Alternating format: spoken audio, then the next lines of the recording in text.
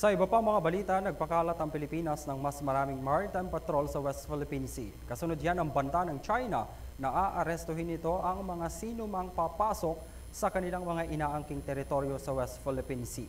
Narito si Catherine Landicho para sa detalye ng balita.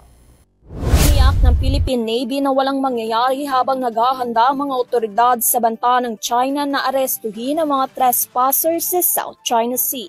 Sinabi ng tagapagsalita ng Navy para sa West Philippine Sea Commodore na si Roy Vincent Trinidad na dinagdagan nila ang pagpapatrolya sa maritime area at dinala rin ng issue sa kanilang mga security partner at kaalyado.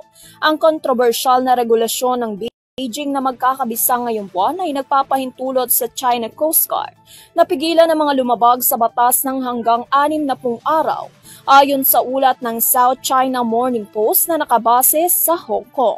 Nauna nang sinabi ni Pangulong Ferdinand Bongbong Marcos Jr. na ang hakbang ay magiging ganap na hindi katanggap-tanggap para sa Pilipinas. Para sa UrTV News, Catherine Landicho, sumasaludo sa bawat Pilipino.